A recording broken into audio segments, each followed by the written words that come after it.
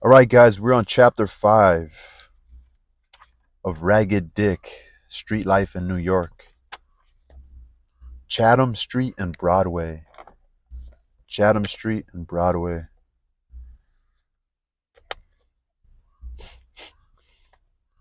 So they were soon in Chatham Street, walking between rows of ready-made clothing shops, many of which had half their stock in trade exposed on the sidewalk.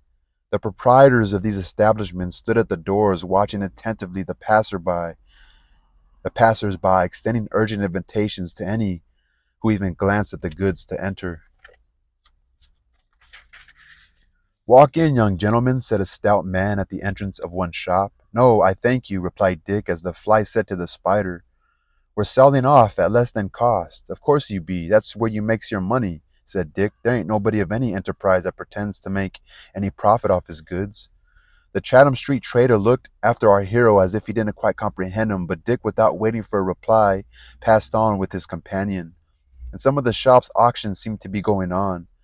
"I'm only offered $2, gentlemen, for this elegant pair of doe-skin pants made of the very best of cloth.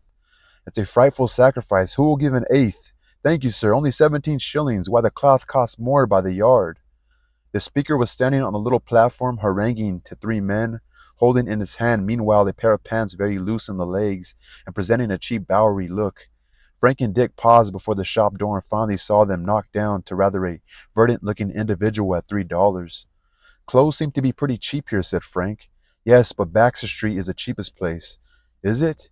"Yes, Johnny Nolan got a whole rig out there last week for $1. Coat, cap, vest, pants, and shoes. It was very good measure, too, like my best clothes that I took off to oblige you." "I shall know where to come for clothes next time," said Frank, laughing. "I had no idea the city was so much cheaper than the country. I suppose the Baxter Street tailors are fashionable." "In course they are. Me and Horace Greeley always go there for clothes. When Horace gets a new suit, I always have one made just like it. But I can't go the white hat. It ain't becoming to my style of beauty." A little farther on a man was standing out on the sidewalk distributing small printed handbills. One was handed to Frank, which he read as follows: "Grand closing out sale. A variety of beautiful and costly articles for sale at $1 apiece. Unparalleled inducements. Walk in, gentlemen."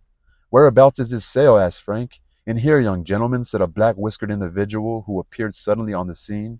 "Walk in." "Shall we go in, Dick?" "It's a swindling shop," said Dick in a low voice. "I've been there. That man's a regular cheat. He's seen me before, but he don't know me 'cause of my clothes." "Step in and see the articles," said the man persuasively. "You needn't buy, you know." "Are all the articles worth more than $1?" asked Dick. "Yes," said the other, "and some worth a great deal more." "Such as what?" "Well, there's a silver pitcher worth $20." "And you sell it for $1? That's very kind of you," said Dick innocently. "Walk in and you'll understand it." "No, I guess not," said Dick. "My servants are so dishonest that I wouldn't like to trust them with a silver pitcher. Come along, Frank. I hope you succeed in your charitable enterprise of supplying the public with silver pitchers at $19 less than they are worth." "How does he manage?" Dick asked Frank as they went on. "All his articles are numbered, and he makes you pay $1 and then shake some dice, and whatever the figures come to is the number of the article you draw. Most of them ain't worth sixpence." A hat and a cap store being close at hand, Dick and Frank went in. For 75 cents, which Frank insisted on paying, Dick succeeded in getting quite a neat-looking cap, which corresponded much better with his appearance than the one he had on. The last not being considered worth keeping, Dick dropped on the sidewalk, from which, on looking back, he saw it picked up by a brother bootblack who appeared to consider it better than his own. They retraced their steps and went up Chambers Street to Broadway. At the corner of Broadway and Chambers Street is a large white marble warehouse, which attracted Frank's attention. "What building is that?" he asked with interest. "That belongs to my friend, A.T. Stewart," said Dick. "It's the biggest store on Broadway." Mr. Stewart's 10th Street store was not open at the time Dick spoke. It's a little like end note. I don't know what the fuck it's called. "If I ever retire from bootblacking and go into mercantile pursuits, I may buy him out or build another store that'll take the shine off this one." "Were you ever in the store?" asked Frank. "No," said Dick, "but I'm intimate with one of the steward's partners. He is a cash boy and does nothing but take money all day." "A very agreeable employment," said Frank, laughing. "Yes," said Dick, "I like to be in it." The boys crossed to the west side of Broadway and walked slowly up the street. To Frank, it was a very interesting spectacle. Accustomed to the quiet of the country, there was something fascinating in the crowds of people belonging, or the crowds of people thronging the sidewalks and the great variety of vehicles constantly passing and repassing in the street. Then again, the shop windows with their multifarious contents interested and amused him, and he was constantly checking Dick to look in at some well stocked window. I don't see how so many shopkeepers can find people enough to buy of them, he said. We haven't got but two stores in our village, and Broadway seems to be full of them. Yes, said Dick, and it's pretty much the same in the avenues, especially the 3rd, 6th, and 8th Avenues. The Bowery, too, is a great place for shopping. There everybody sells cheaper than anybody else, and nobody pretends to make no profit on their goods. Where's Barnum's museum? Asked Frank. Oh, that's down nearly opposite the Astor House, said Dick. Didn't you see a great building with lots of flags? Yes. Well, that's Barnum's. That's where the Happy Family live, and the lions and bears and curiosities generally. It's a tip-top place. Haven't you ever been there? It's almost as good as the old Bowery, only the place isn't quite so exciting. I'll go if I get time, said Frank. There was a boy at home who came to New York a month ago and went to Barnum's and has been talking about it ever since, so I suppose it must be worth seeing. They've got a great play at the old Bowery now, pursued Dick. 'Tis called The Demon of the Danube. The demon falls in love with a young woman and drags her by the hair up to the top of the steep rock where his castle stands. That's that's a queer way of showing his love, said Frank, laughing. She didn't want to go with him, but was in love with another chap. When he heard about his girl being carried off, he felt awful and swore an oath not to rest till he had got her free. Well, at last he got into the castle by some underground passage, and he and the demon had a fight. Oh, it was a bully seeing them roll around on the stage, cutting and slashing at each other. And which got the best of it? At first the demon seemed to be ahead, but at last the young baron got him down and struck a dagger into his heart, saying, Die, false and perjured villain, the dog shall feast upon thy carcass. And then the demon gave an awful howl and died. Then the baron seized his body and threw it over the precipice. It seems to me the actor who plays the demon ought to get extra pay if he has to be treated that way. That's so, said Dick, but I guess he's used to it. It seems to agree with his constitution. What building is that? Asked Frank, pointing to a structure several rods back from the street with a large yard in front. It was an unusual sight for Broadway, all the other buildings in that neighborhood being even with the street. That is a New York hospital, said Dick. They're a rich institution and take care of sick people on very reasonable terms. Did you ever go in there? Yes, said Dick. There was a friend of mine, Johnny Mullen. He was a newsboy. Got run over by an omnibus as he was crossing Broadway down near Park Place. He was carried to the hospital, and me and some of his friends paid his board while he was there. It was only $3 a week, which was very cheap considering all the care they took of him. I've got leave to come and see him while he was there. Everything looked so nice and comfortable that I thought a little of coaxing a omnibus driver to run over me, so I might go there too. Did your friend have to have his leg cut off? Asked Frank, interested.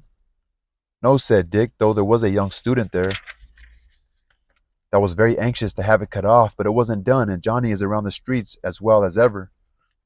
Like Johnny's normal again. While this conversation was going on, they reached number 365 at the corner of Franklin Street. That's Taylor's Saloon, said Dick. When I come into a fortune, I shall take my meals there regular. I've heard of it very often, said Frank. It is said to be very elegant. Suppose we go in and take an ice cream. It will give us a chance to see it to be, or it will give us a chance to see it to better advantage. Thank you, said Dick. I think that's the most agreeable way of seeing the place myself. The boys entered and found themselves in a spacious and elegant saloon, resplendent with gilding and adorned on all sides by costly mirrors. They sat down to a small table with a marble top, and Frank gave the order. It reminds me of Aladdin's place, or Aladdin's palace, said Frank, looking about him. Give me 1 second, guys. It reminds me of Aladdin's palace, said Frank, looking about him. Does it? Said Dick. He must have had plenty of money. He had an old lamp which he had only to rub when the slave of the lamp would appear and do whatever he wanted. That must have been a it's spelled Valooable. And that must have been a valuable lamp. I'd be willing to give all my Erie shares for it. Here we go with the fucking loud ass car. Uh, there was a tall, gaunt individual at the next table who apparently heard this last remark of Dick's. Turning towards our hero, he said, May I inquire, young man, whether you are largely interested in this Erie Railroad? I haven't got no property except what's invested in Erie, said Dick with a comical side glance at Frank. Indeed, I suppose the investment was made by your guardian. No, said Dick, I manage my property myself. And I presume your dividends have not been large. Why, no, said Dick, you're about right there. They haven't.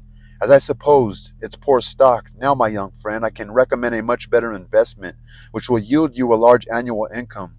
I am agent of the Excelsior Copper Mining Company, which possesses one of the most productive mines in the world. It's sure to yield 50% on the investment. Now, all you have to do is sell out your Erie shares and invest in our stock, and I'll insure you a fortune in 3 years. How many shares did you say you had? I didn't say that, I remember, said Dick. Your offer is very kind and obliging, and as soon as I get time, I'll see about it. I hope you will, said the stranger. Permit me to give you my card, Samuel Snap, number blank, Wall Street. I shall be most happy to receive a call from you and exhibit the maps of our mine. I should be glad to have you mention the matter also to your friends. I am confident you could do no greater service than to induce them to embark in our enterprise. Very good, said Dick. Here the stranger left the table and walked up to the desk to settle his bill. You see what it is to be a man of fortune, Frank, said Dick, and wear good clothes. I wonder what that chap will say when he sees me black in boots tomorrow in the street. Perhaps you earn your money more honorably than he does, after all, said Frank. Some of these mining companies are nothing but swindles got up to cheat people out of their money. He's welcome to all he gets out of me, said Dick. I mean, Dick's broke. He's just fucking with him. That's funny. That's hilarious. This is a very silly book, you know? Anyway, all peace.